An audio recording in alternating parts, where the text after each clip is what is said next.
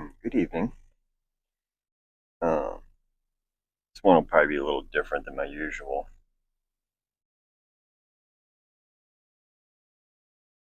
Talk a little bit about, I guess you'd call it a hobby of mine. Um, Astrophysics. Um, for years now, I've kind of had a theory developing in my mind, which I unfortunately don't have the math skills to prove or disprove. Um, but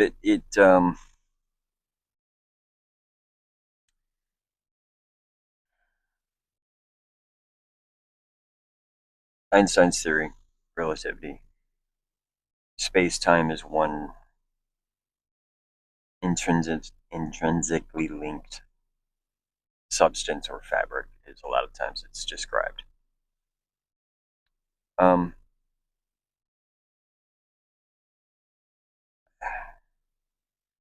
I would like to kind of expound on that a little and propose the thought that time is a function of density when it comes to the space-time medium.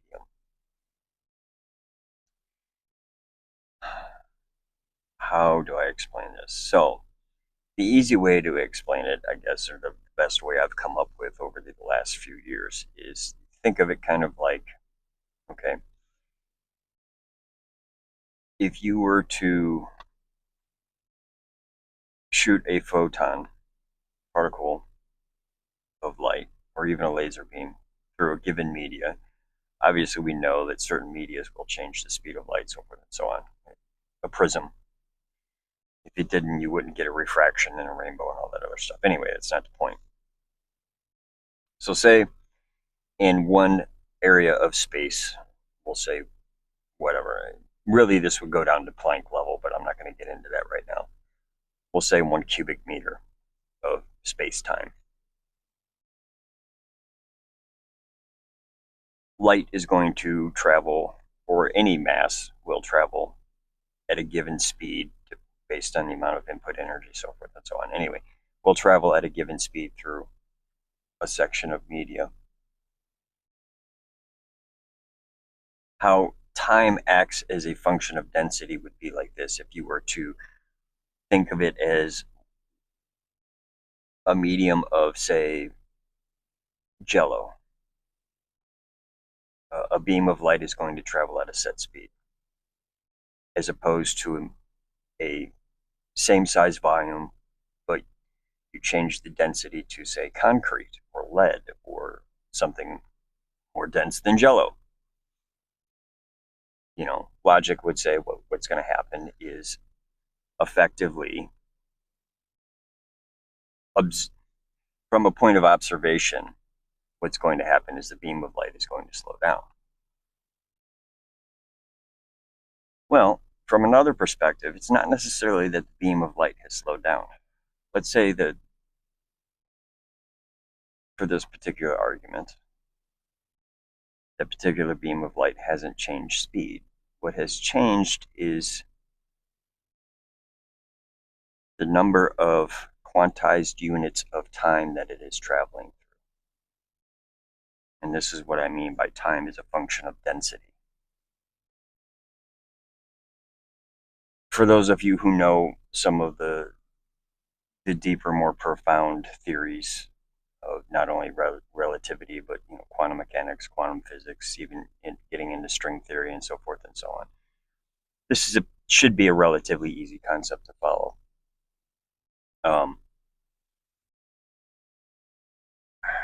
If it could be proven,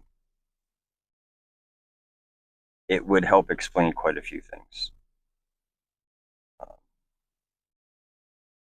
It could potentially help explain different expansion rates that we observe in the universe due to essentially a different density of space-time in those particular areas.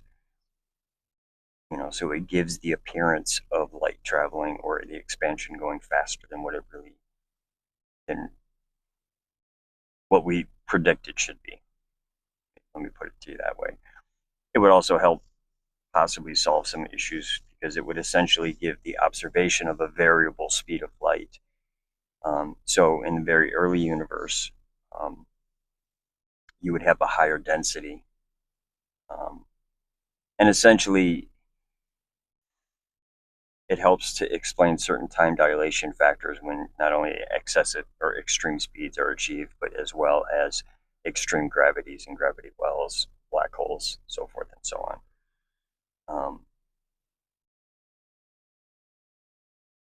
Yeah, it's an interesting theory I've been working on for here and there, you know.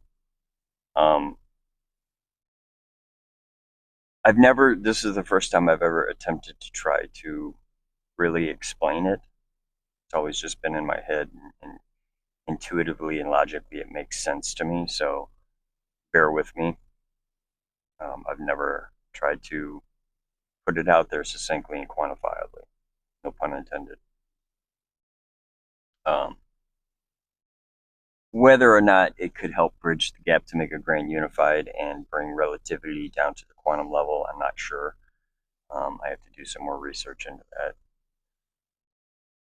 I don't know. It's just food for thought.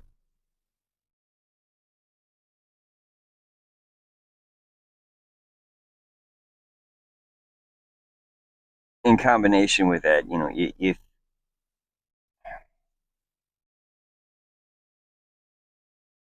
and I don't even know. I mean, I honestly I can't say that I've delved deep enough into Einstein's theories or some of the other theories out there that may already be a factor in a lot of the equations that time acts as a function of density in the space-time continuum. Um, but given that same train of thought, think of it more like space-time is not necessarily a fabric but a fluid, and therefore when gravity warps it, it's more like water displacement than it is like a rubber fabric bending. Um, given that, the current theories of dark matter and dark energy, which we really don't know what they are, but we can observe certain effects. Same thing. I think both dark matter and dark energy are observable effects of the same phenomenon that we just haven't discovered yet. And I think it has to do with the fact that space time actually acts more like a fluid, and acts more like fluid displacement. So dark energy, which appears to be these giant halos around all the galaxies that help kind of gravitationally add a whole lot of extra mass and matter than what's visibly seen, so that the outer portions of the galaxy don't just fly off at extreme velocity. You could think of it kind of like water displacement. So you have a massive object in a tub or in an ocean, and essentially what happens is that fluid gets pushed up against it. Um,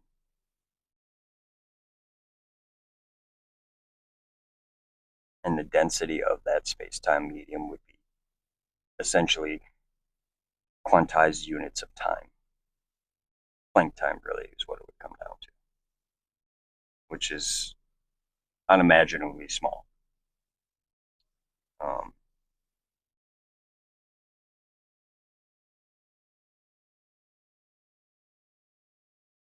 dark energy, the same thing. Dark energy seems to be a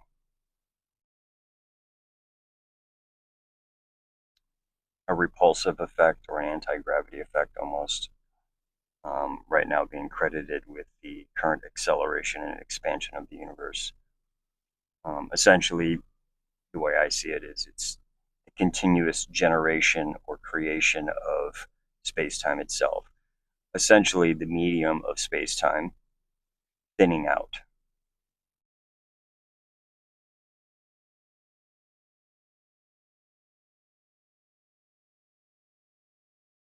If I can ever prove the theory or even get it down into some readable, much more succinct format and find a physics professor somewhere who could actually help me with the maths,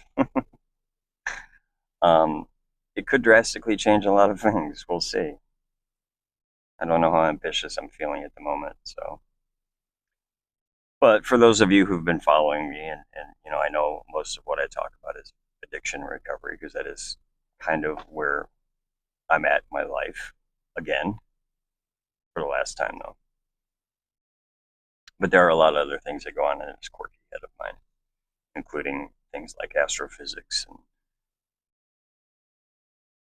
yeah, I guess you could call it a hobby. It's a lot of things that go on in my mind, and spiritually as well. I just haven't covered quite as many of those as I do. I guess mainly because it's a pretty personalized subject. Um,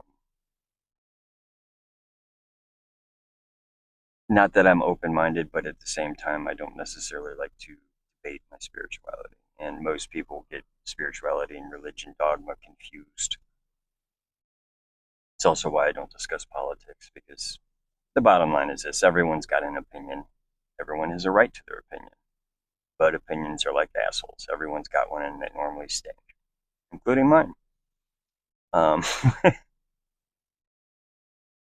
Sorry for the crudeness, but it's pretty much true. Recently, I was discussing with a friend of mine again. We got on the subject of the difference of judgment and discernment again.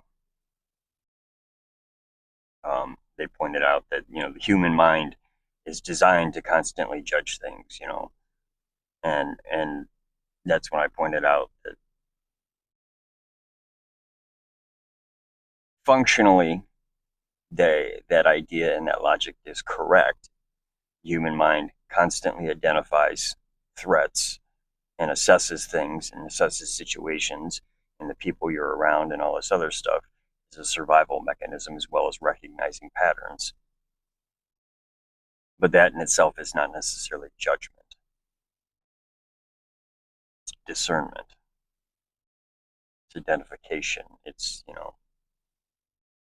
turned into the reason we see in colors so that we can properly identify fruit as to whether or not it's ripe or rotten or whatever. It's from an evolutionary standpoint, it's a necessity. It's a survival mechanism.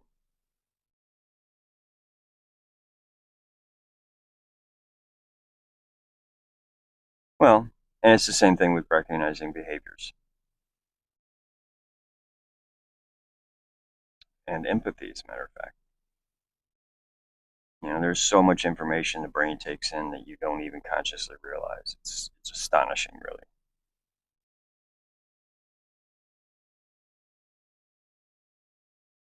So, um, yeah,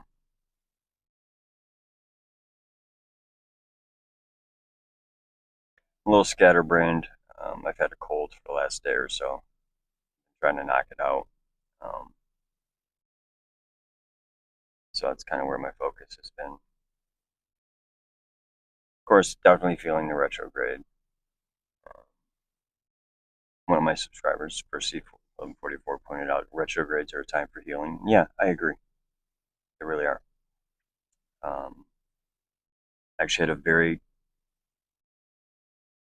very pleasant dream about someone from my past. It was very nice, actually. Um, Interesting enough, they were blue, which is funny because we're not in contact, so obviously throat chakra communication. Hello. But we had a good conversation up to a point. But yeah, I'll just chalk it up to some healing.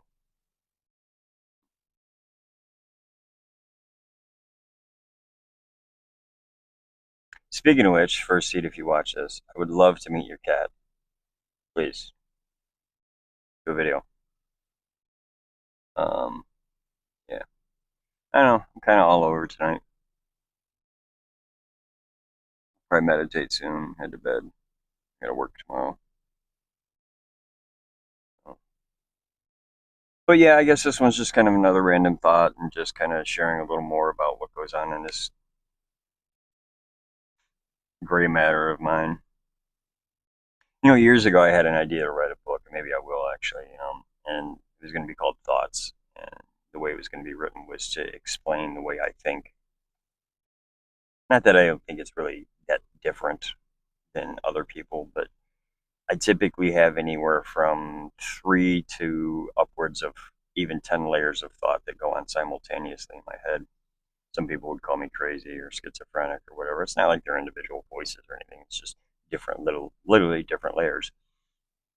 So the way the book was going to be written was a printed page would be everything that was spoken, and then I was going to have transparencies that would represent the different layers of thought.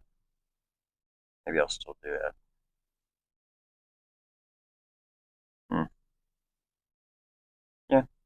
Anyway, I'll be doing a 2-year anniversary video sooner than later. 21st. Be 2 years. Yay me. I hope you all have a wonderful night.